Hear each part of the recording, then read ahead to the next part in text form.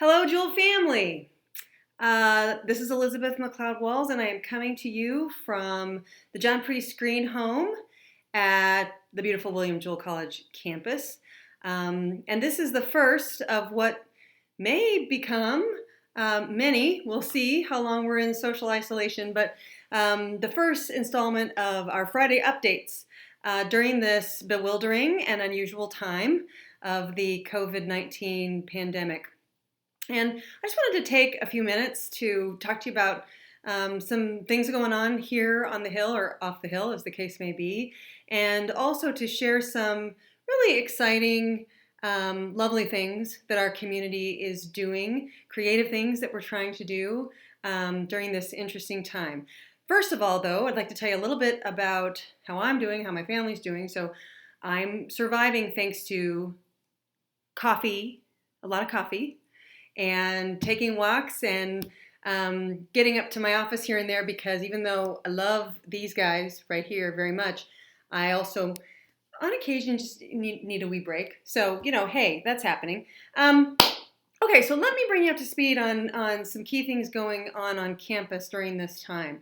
First of all, I want to touch base with you about continuity of learning and the student experience at Jewell. So, shortly after spring break, we went online and will remain online for the remainder of this semester, and our students, sadly, moved back home. They left campus, but that does not disrupt the educational journey or the student life journey for our students. So learning did move online, but we're continuing to make sure that the most important parts of our students' lives and experiences are secured. So health and safety is at the top of that list. We're very fortunate to have a terrific health center and a nurse practitioner, Paula Brown, on our campus who cares for our students. And during this time of online learning and remote learning, she has moved the health center to telehealth. So our students still have access virtually to healthcare, which is extremely important, of course, in this moment. They also continue to have access to free counseling available to our students through our counseling center during this time that can create some anxiety and stress for our students. Access. So not all of our students, especially when they've moved home, have access to Wi-Fi or the internet. So we have sent 55 hotspots out to students in the last couple of days. We will continue to, as our students have need. We're certainly attempting to accommodate that. And how are we continuing with our mission? How are we fulfilling our mission of educating and supporting our students? Well, the work goes on at William Jewell. Our faculty and staff are still, of course, working. So this is between Monday and Thursday of this week. We've had 463 Zoom meetings with 4,033 participants. That's within 4 days. So that's pretty amazing.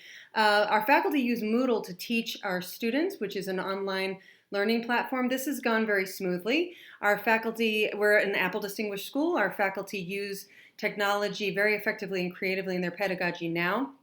And our core curriculum is fully online in the summer. So we've transitioned as seamlessly as we can. Each Friday I want to give you an update about an educational experience that our students are having. This week the update comes from Dr. Tony Maglione's educational opportunities for students. I'm saying educational opportunities because it's really his ensemble work with the choral scholars and the concert choir. So difficult to have ensembles come together virtually, so he's been very creative about that. And they are continuing to practice their skills and work with their vocal instruments, of course. But this week, he had a guest speaker come in from the Princeton area, Dr. Brandon Waddles, who is conductor and composer in residence at the Unitarian Universalist congregation in Princeton, and worked with the students on their vocal skills and other things that are relevant to their studies. And yesterday was Aloha Day for our choral ensembles. They wore Hawaiian clothing. They're studying the music of Queen Liliuokalani. They're cooking Hawaiian food together virtually. So I mean, this is fun, and that's what we're trying to do. Our students are learning, of course, but they're also having some fun, and most importantly, they're keeping their spirits up during this unique time. So those are some examples of the continuity of learning in the student experience that I wanted to pass on to you. I'm going to continue to share these with you week by week, but let's pivot to how our community is helping one another during this time. So, for current students, hats off to the student life staff, faculty, and our coaches who are making hundreds of calls to current students, care and concern calls. We want to make sure that our students feel connected and that if they have concerns that we are hearing them, logging them, and addressing them to whatever extent that we can. And I'm really grateful to our coaches and our student life staff and everyone else for reaching out to our hundreds of students to make sure that they feel connected. Prospective students, I'm very excited about this. We know that this is a challenging time for families, particularly financially, and we want to be really responsive to that. So we've established the coronavirus relief package for students and families. We do not want attending college in the fall to be a financial burden or so much of a financial burden that students can't do it. So we're responding quickly with up to $20,000 in guaranteed scholarships off the bat for our students, and they qualify for more if they have merit or need or talent aid that they could secure with us. So a lot more aid and support for our students financially. We're waiving the $300 deposit. We're just asking for a commitment form because students shouldn't have to worry about finding $300 right now. We're accepting unofficial transcripts. High schools are shut down. It could be challenging for prospective students to secure those official transcripts. We will get them eventually, but right now we're accepting unofficial transcripts. And I love this. Our admissions staff has created live online visits. They're in real time, and they are very popular. Now, speaking as the mother of two incredibly bored sons, it doesn't surprise me that students might want to be signing up for something like this and have some interaction and some opportunity to learn something. So we're thrilled, but the sign-ups are filling up fast, and so that's exciting. So trying to take care of our prospective students who we know are in an uncertain moment and taking away some of the anxieties or the barriers that they might have to deal with right now. Our alumni, we have 18,000 alumni, and we want to make sure that they are hearing from us as well. That's part of why I'm doing this video this afternoon. We are making care and concern calls to many of our alums, especially our older alums who are largely on their own and not leaving the house very much right now. We just want them to know that William Jewell is thinking of them, that they're in the family and they're important to us. Also a lovely thing, so we have a dear friend to the college who is a restaurant owner in the Kansas City area, and he is supplying pre-made meals for families of alumni who live really close to the college and who are dear, dear friends to us, but who aren't getting out right now. They're not going to the grocery store. They're not going to restaurants. And so we're going to supply them with meals thanks to this incredible friend of the college who is giving us that opportunity. And then how are we caring for our larger community? Well, I'm so excited about this. So Connor Hazelrigg, who's a 2015 graduate of William Jewell, and we were really lucky. We hired her away from where she was working last semester, and so she's come to work with us, and she's doing a lot of innovation work for us, particularly in terms of outreach to businesses and adults, professional development courses that we're going to be getting off the ground soon. So keep listening for that. But Connor had the fabulous idea of creating micro courses, particularly for people who might be finding themselves out of work right now. These are micro courses that help people to develop power skills, marketable skills.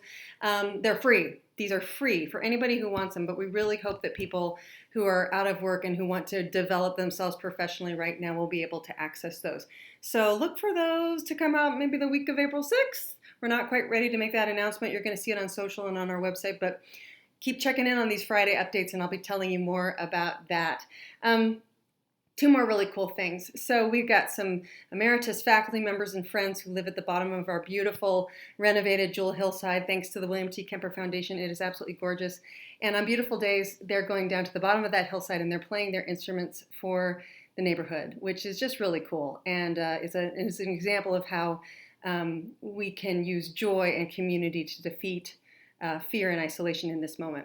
And last story, our director of facilities, Stephanie Guest, heard about an elderly couple in the neighborhood whose dryer had broken and they had no way to do their washing and they didn't want to go to a laundromat. So we've got residence halls with washers and dryers in them right now and no one's in them. And Steph is taking care of that for this family, and that's an example of how we come together as a community. Our mission statement is that we educate our community to ask reflective questions, apply critical thought, and act with purpose as we pursue lives of meaning. And that's what you see happening on the Hill right now. Two more things that I'll leave you with. One is, speaking of pursuing meaningful lives, my husband, the Reverend Dr. Craig MacLeod Walls, will be offering a devotion video, just a brief devotional, starting next Sunday evening, Palm Sunday evening, just so we have opportunities for spiritual exploration and reflection right now. All faiths, of course, are welcome to participate in that. It's just an offering that the First Gentleman would like to give this community at this time. And secondarily and finally, this call to action, Jewell family. Who else could we be helping? Who else could we be talking to? As our seniors are grieving in this moment of losing opportunities with their friends and experiences on this campus here at the end of the year, could you be reaching out with a message of encouragement? And also, how can we be helping you? Is there anything that you need at this time from your Jewell family? Don't hesitate to let us know. I'm so thankful for all of you. I am privileged and grateful to be your president, particularly at this moment, which may sound a little interesting, but it's true. I'm blessed to be called to serve and to walk alongside all of you in this journey at this time. So until next Friday, my fellow Cardinals, Deo Physis Labora.